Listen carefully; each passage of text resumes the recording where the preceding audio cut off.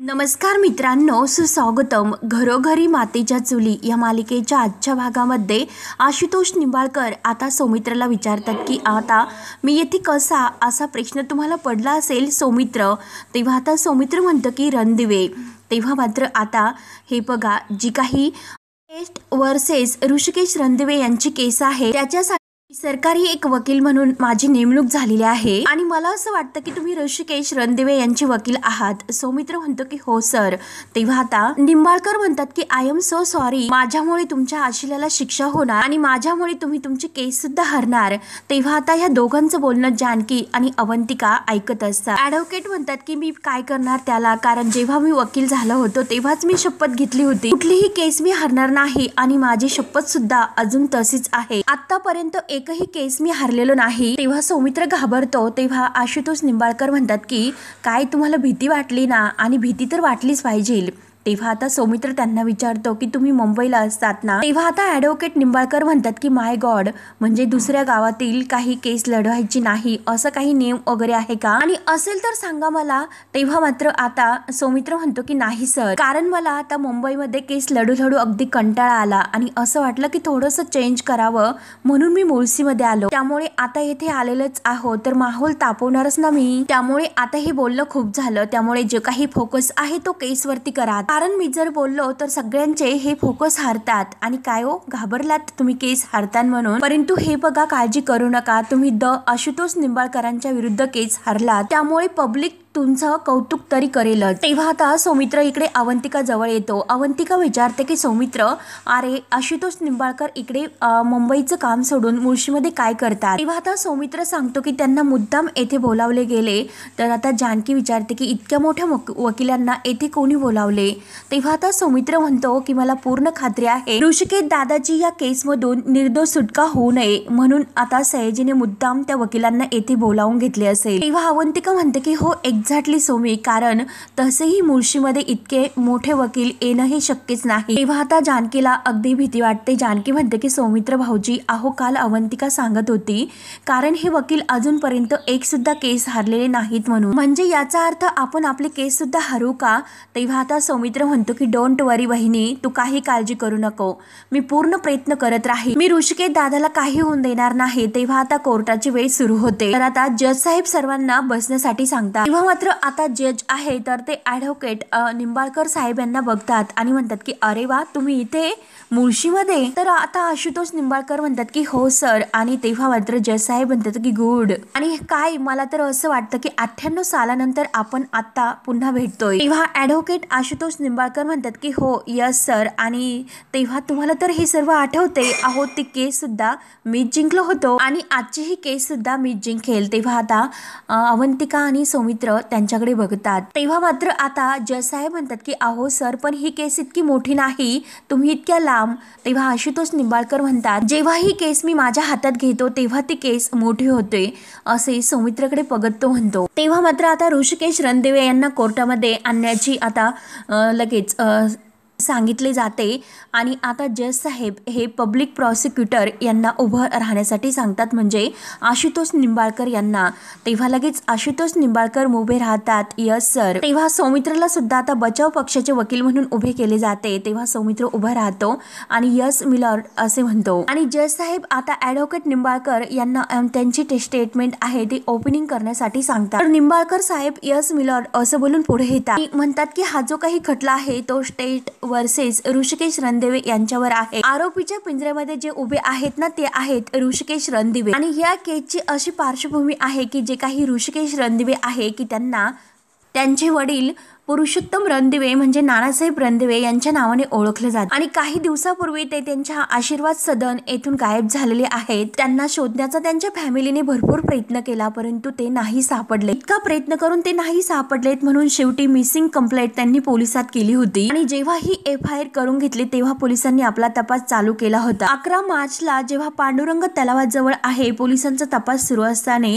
नानासाहेब रणदिवे यांची बॉडी त्यांना सापडली. म्हणजे पुरुषोत्तम रणदिवे यांची आणि त्यांच्या अंगावर अगदी धारदार शस्त्राने वार केले गेले होते। त्यांचा चेहरा ओळखू येऊ नये म्हणून डोक्यामध्ये दगड घालून चेहरा सुद्धा अगदी विद्रूप करण्यात आला होता। आणि जसं हे तुम्हाला असं वाटत असेल की या केसमध्ये महत्त्वाचं काही नाही, परंतु सगळ्याच जे महत्त्वाच्या गोष्टी असतात त्या हळूहळू समोर येत असतात, म्हणजे नानासाहेब रणदिवे। आणि जेव्हा ते घरातून गायब झाले तेव्हा मात्र त्यांचे जे काही कुटुंबातील व्यक्ती आहेत, ऋषिकेश रणदिवे आणि जानकी रणदिवे हे घरामध्ये नव्हते, परंतु नानासाहेब रणदिवे यांच्या पत्नी आणि ऐश्वर्या रणदिवे, सारंग रणदिवे हे घरामध्ये होते। जानकी आणि ऋषिकेश रणदिवे हे घरातून पळून गेलेले होते, म्हणजे आरोपी ऋषिकेश रणदिवे। तेव्हा मात्र ऐश्वर्याला आता हे सर्व ऐकून खूप आनंद होत असतो, तर लगेच सौमित्र उभा राहतो। ऑब्जेक्शन मिलॉर्ड साहेब असे म्हणतो, गुन्हा अजून सिद्ध झालेला नाही, त्यामुळे ऋषिकेश रणदिवे यांना आरोपी म्हणू नये। तेव्हा आता जे आशुतोष निंबाळकर ऋषिकेशला आरोपी म्हणून म्हणत असतात, तर सौमित्र आता लगेच म्हणून मिलॉर्ड साहेब लगेच आशुतोष निंबाळकर यांना त्यांचा आरोपी शब्द मागे घेण्यासाठी सांगतात। तेव्हा आता ॲडव्होकेट निंबाळकर त्यांचा शब्द मागे घेतात आणि म्हणतात की जे काही आहे ऋषिकेश रणदिवे आहे ते अजून आरोपी म्हणून सिद्ध झाले नाही। तेव्हा ते आणि त्यांच्या पत्नी घरात हजर नव्हते। जेव्हा आता पोलिसांचा त्यांना शोधण्यासाठी तपास सुरू झाला तेव्हा पांडुरंग तलावाजवळ त्यांना ही नानासाहेब रणदिवे यांची डेड बॉडी सापडली आणि काही शस्त्र जे काही आहे धारदार ते शस्त्र सापडले। तेव्हा मात्र आता ते शस्त्र मर्डरसाठी वापरले गेलेले आहेत हे लक्षात आल्यानंतर पोलिसांनी ते लॅबमध्ये चेकिंगसाठी पाठवलेत। त्यामुळे ते काही त्यावर फिंगरप्रिंट्स आढळले, तर ते आता नक्की ह्या ऋषिकेश रणदिवे यांचे फिंगरप्रिंट्स होते। ऋषिकेश रणदिवे यांचे हाताचे ठसे त्या धारदार शस्त्राची मॅच झाले। त्यामुळे मिलॉर्ड साहेब एका जन्मदात्याचा आपल्या मुलाने खून केलेला आहे, एका वडिलांचा, आणि ही बाप आणि मुलाच्या नात्याला अगदी काळीमा फासणारी घटना आहे। त्यामुळे हा जो गुन्हा आहे तो कुठल्याही कोर्टात माफी देण्यासारखा नाही। त्यामुळे मी आता तुम्हाला विनंती करतो की ऋषिकेश रणदिवे यांना अगदी कठोरातली कठोर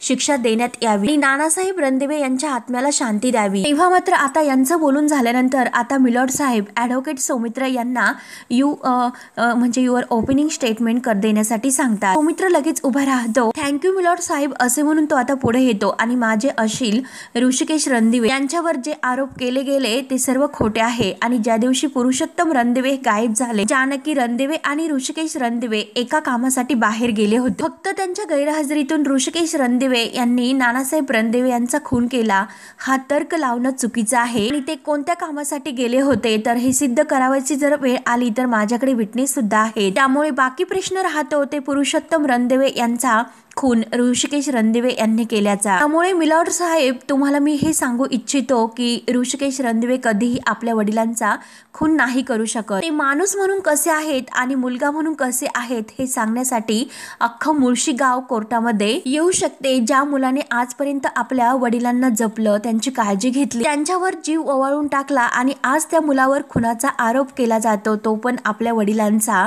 जो काही आरोप आहे तो साफ खोटा आहे। ज्या गीतेवर आपण हात ठेवून शपथ घेतो आणि तो सच्चेपणा ऋषिकेश दादाच्या आणि परत म्हणतो की सॉरी ऋषिकेश रणदिवे यांच्या मनात आहे। सगळ्या अर्थाने माझा ऋषिकेश दादा आज राम म्हणून आहे, परंतु आज रावण बनून त्याला ह्या पिंजऱ्यामध्ये, आरोपीच्या पिंजऱ्यामध्ये उभं केलं गेलं। आणि हे बघा, काळ बदलला तरी सत्य बदलत नाही। तेव्हा आता जानकीचे डोळे भरून येतात, जानकी डोळ्यातील पाणी पुसते। ऋषिकेशला सुद्धा खूप असं वाईट वाटत असतं की आज काय अशी आपल्यावर वेळ आली म्हणून। आणि हे बघा मिलॉर्ड साहेब, राम प्रत्येक युगात जिंकतो, सत्य प्रत्येक युगात जिंकते। त्यामुळे मला पूर्ण खात्री आहे मिलॉर्ड साहेब की या केसमध्ये सुद्धा सत्याचाच विजय होईल म्हणून। त्यामुळे मी कोर्टाकडे विनंती करतो की ऋषिकेश रणदिवे यांची निर्दोष सुटका व्हावी। जे काही आरोप ऋषिकेश रणदिवे यांच्यावर लादलेले आहेत ते कायमचे पुसले जावेत, कारण ऋषिकेश रणदिवे हे कधीही बाप आणि मुलाच्या नात्याला काळीमा फासू शकत नाही, तो फक्त त्या नात्याचा मान राखू शकतो। त्यामुळे आता सर्व कोर्ट आता टाळ्या वाजवायला सुरुवात करतात।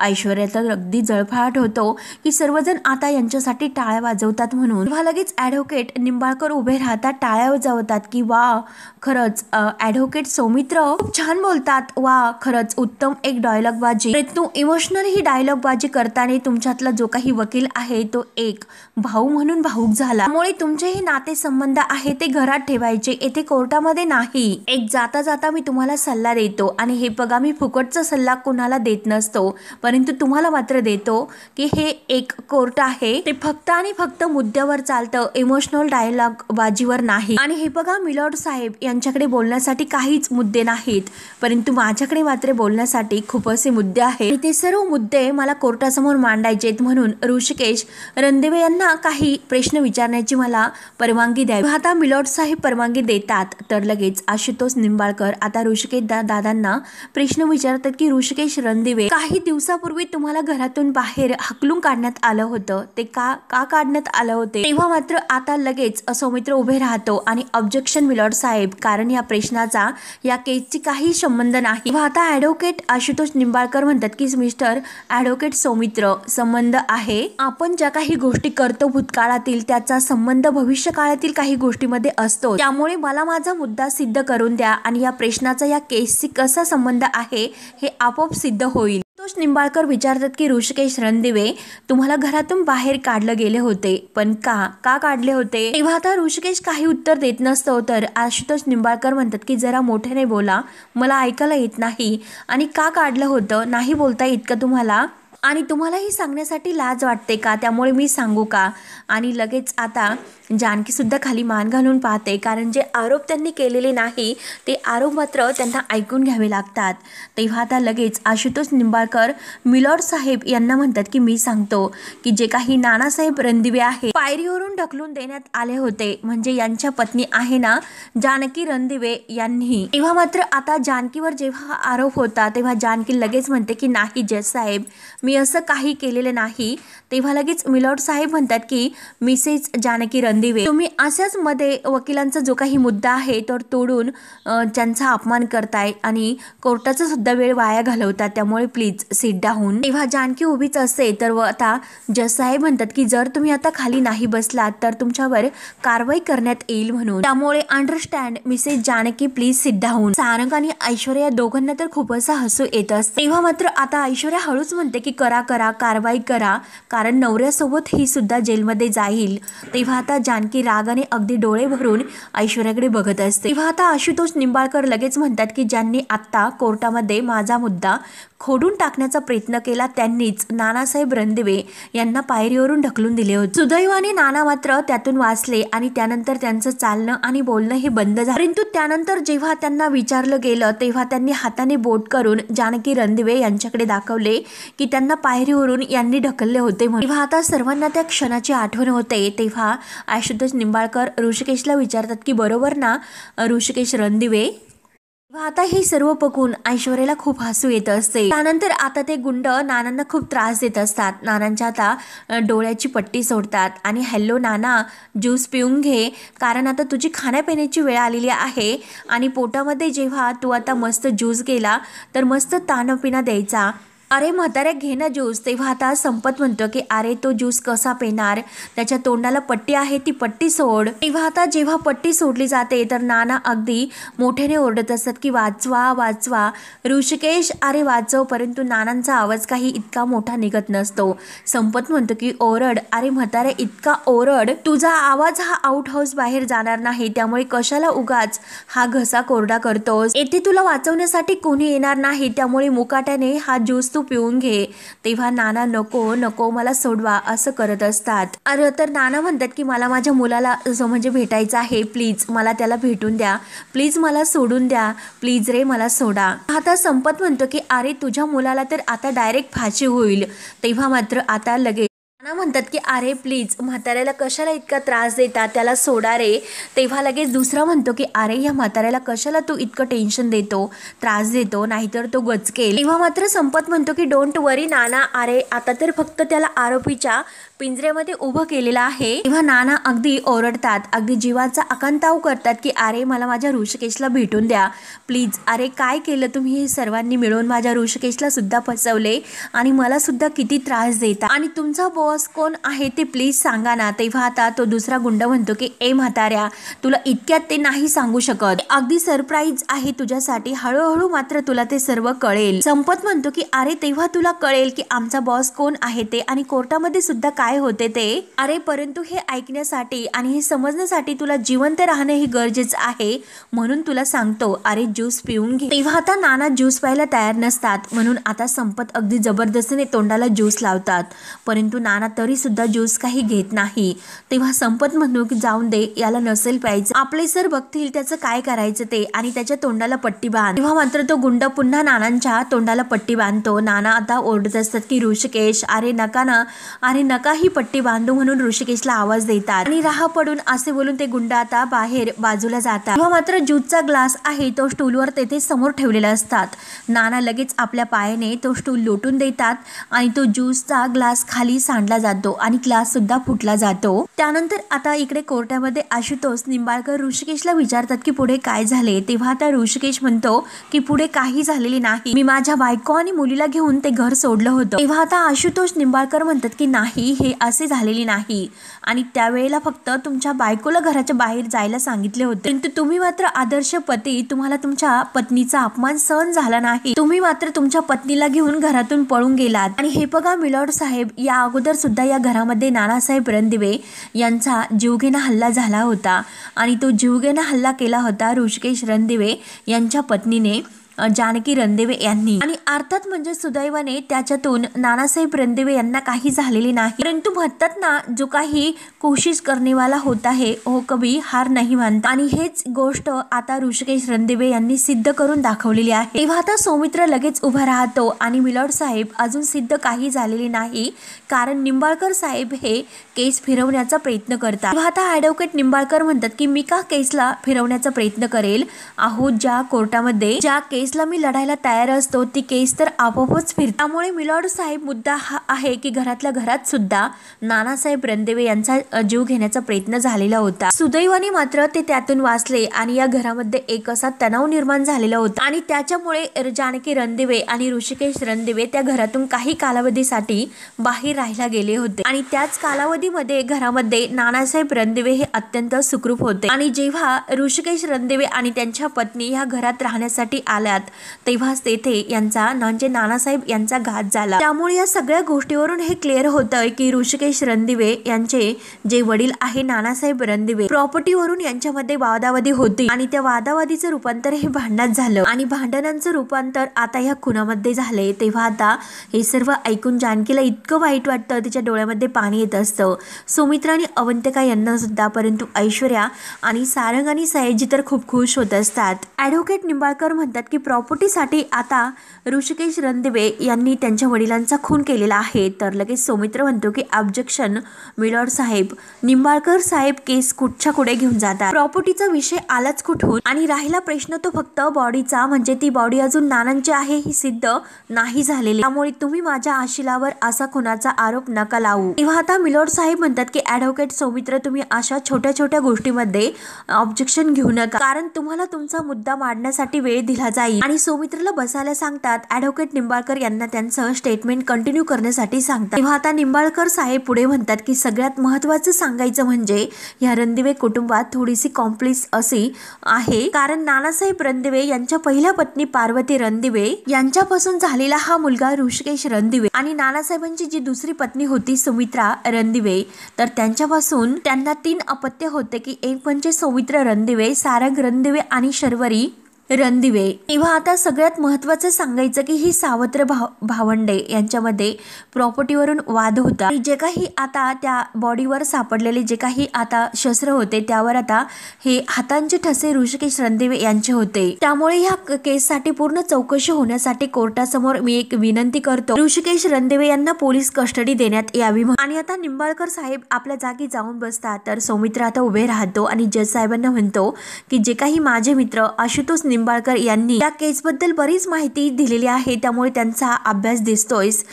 आशुतोष ॲडव्होकेट लगेच म्हणतात की हो थँक्यू सौमित्र रणदिवे. सौमित्र पुढे म्हणतो की यावरून ऋषिकेश रणदिवे यांनी पुरुषोत्तम रणदिवे यांचा खून केला हे कुठेही सिद्ध नाही होत. मला माहिती आहे की अहो मिलॉर्ड साहेब ऋषिकेश रणदिवे यांच्या हाताचे ठसे त्या चाकूवर आहेत, परंतु असं सुद्धा होऊ शकतं अगोदरच त्या चाकूवर काहीतरी ठसे घेऊन ठेवले असतील आणि तो चाकू मात्र हा ऋषिकेश रणदिवे यांना फसवण्यासाठी मुद्दाम तेथे वापरला गेला असेल आणि हे असे होऊ शकते कारण या अगोदर सुद्धा हे असं झालेलं आहे. तेव्हा आता काही पुरावे आता जज साहेबांसमोर अवंतिका आणि सौमित्र हजर करतात. ते पुरावे बघून आता मिलॉर्ड साहेब असं म्हणतात की तुम्ही जे काही पॉइंट आता इथे मान्य केले ते अगदी व्यवस्थित आहे, परंतु हे बघा हे जर ऋषिकेश रणदिवे यांनीच जर केलं असेल आणि तसेही तुमच्या फॅमिलीमध्ये क्लासेस तर होतील. सौमित्र म्हणतो की हो ना क्लासेस तर असतात आणि ते म्हणतात ना आपण प्रत्येकाच्या घरोघरी मातीच्या चुली, परंतु आमच्या घरातील जे काही क्लासेस आहे ते कधीही आमच्या घरातील प्रेमाच्या बळावर विजय नाही मिळू शकले.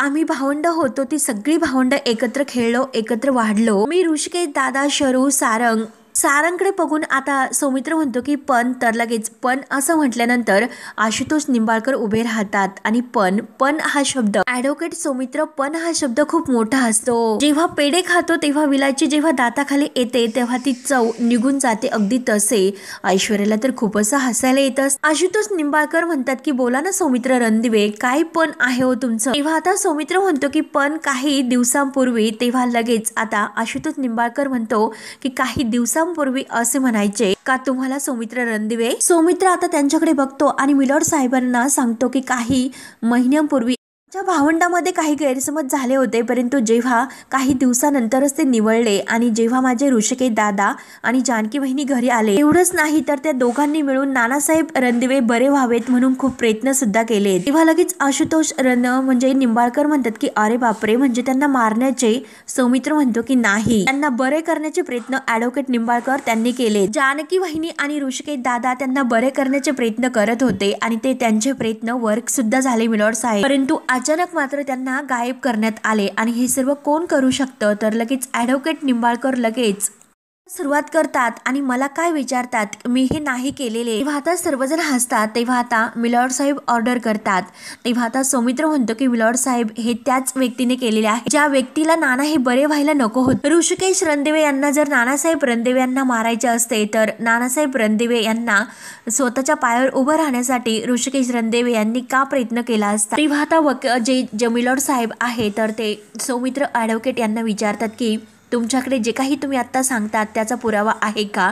सौमित्र म्हणतो की हो जज साहेब माझ्याकडे पुरावा आहे. मी त्यांना आता इकडे भेटायला बोलवतो की जे काही सायकोलॉजिस्ट आहे तर त्यांना माझे दादा आणि वहिनी जाऊन भेटले होते नानांच्या तब्येतीसाठी. तेव्हा आता मिलॉर्ड साहेब म्हणतात की त्यांना बोलवण्याची परवानगी आहे. तेव्हा मात्र आता लगेच डॉक्टर साहेब कोर्टामध्ये हजर होतात आणि त्यांना मिलॉर्ड साहेब विचारतात की बोला तुम्हाला नानासाहेब रणदिवे यांच्या तब्येतीसाठी ऋषिकेश रणदिवे हे भेटायला आले होते का. डॉक्टर साहेब म्हणतात की हो. डॉक्टर साहेब सांगतात की ऋषिकेश रणदिवे आणि जानकी रणदिवे हे नानासाहेबांच्या तब्येती बाबतीत माझ्याशी चर्चा करण्यासाठी आले होते आणि ते कसे स्वतःच्या पायावर उभे राहू शकतात यावर आम्ही सर्वांनी मिळून चर्चा केली होती. तेव्हा मिलॉर्ड साहेब विचारतात की तुम्ही त्यांना काही सल्ला दिला का. तेव्हा डॉक्टर साहेब म्हणतात की हो जेव्हा एखाद्या व्यक्तीच्या मनाला खूप असा ताण होतो जर त्या व्यक्तीला आपण इमोशनल काही शॉक दिला तरच ती व्यक्ती आणि त्या मानसिक धक्क्यामधून ती व्यक्ती बाहेर येऊ शकते. आणि त्यानंतर जानकी रणदिवे यांना एक चांगली अशी कल्पना सुद्धा सुचली होती आणि तेव्हा जानकी रणदिवे हे नानासाहेब रणदिवे यांच्या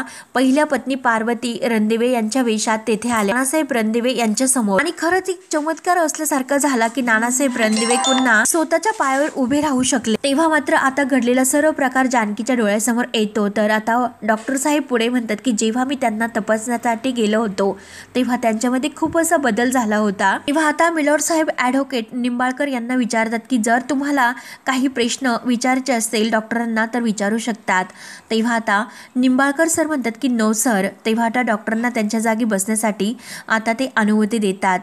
तेव्हा सौमित्र म्हणतो की बघितलंच का मिलॉर्ड साहेब, आता सगळं काही स्वच्छ दिसते की जरा ऋषिकेश रणदिवे यांना नानासाहेब रणदिवे यांना मारायचे असते, त्यांनी नानासाहेब रणदिवे यांना मारण्याचा प्रयत्न का केला असता. तेव्हा लगेच आता आशुतोष निंबाळकर म्हणतात की सर मी त्याचं उत्तर देऊ का. अहो ॲडव्होकेट सौमित्र, तुम्हाला कितीही स्वच्छ दिसत असले परंतु मला त्याच्यामध्ये काहीतरी घाण दिसते. म्हणजे हे बघा, जर त्यांना घरातच मारले असते तर सगळ्यांनी ऋषिकेश रणदिवे यांच्याकडे बोट केले असते. त्यांना अगोदर बरं केलं आणि त्यातून त्यांना घराच्या बाहेर काढलं आणि त्यांच्यावर काटा यांनी म्हणजे ऋषिकेश रणदिवे यांनी काटा उभारला.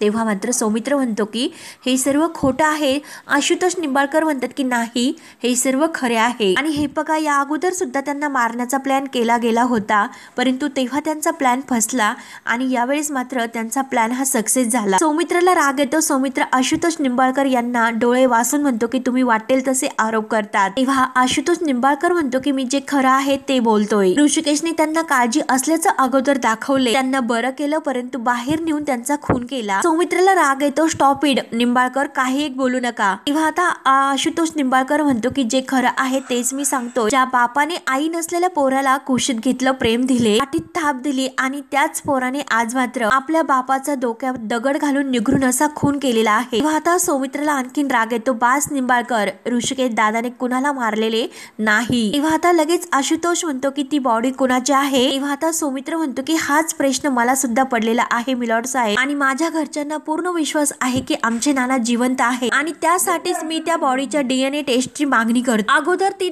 बॉडी आहे ती नानांची आहे की नाही सिद्ध होऊन द्या आणि मगच ही केस पुढे जाईल. तेव्हा आता निंबाळकर म्हणतो की ही वेळ घालवायची कामं आहेत, त्याच्यापेक्षा मी तुम्हाला सौमित्र रणदिवे एक सल्ला देतो. सौमित्र म्हणतो की मला कोणताही सल्ला देऊ नका आणि तुम्ही फुकटचे सल्ले देत नाही त्यामुळे देऊ सुद्धा नका. तेव्हा मित्रांनो, हा भाग येथे संपतो. पुढील भागामध्ये सयाजी मात्र विटनेस बॉक्स मध्ये येतो आणि आता सर्वांसमोर तो म्हणतो की याचा चेहरा सांगतो की ऋषिकेश रणदिवे यानेच नानासाहेब रणदिवे यांचा खून केला असणार.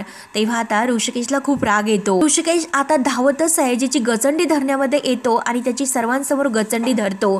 तेव्हा मात्र आता ऋषिकेशला पोलीस कस्टडी होते. पोलीस त्यांना घेऊन जात असतात आणि आता जानकी आता ऋषिकेश जवळ येते, हातातील बेड्या बघते, तिचे डोळे अगदी भरून येतात. तर अवंतिका म्हणते की आता फक्त आपल्याला ते DNA टेस्ट रिपोर्ट सुद्धा वाचू शकतो आणि त्या DNA टेस्टच्या रिपोर्टनुसारच ती बॉडी कुणाची आहे हे आपल्याला कळेल. सौमित्र म्हणतो की हो, ते रिपोर्ट आल्यानंतरच आपला दादा सुटू शकतो. तेव्हा मित्रांनो, पुढे काय काय होतं हे बघण्यासाठी आपल्या चॅनलला नक्की सबस्क्राईब करत राहा. धन्यवाद.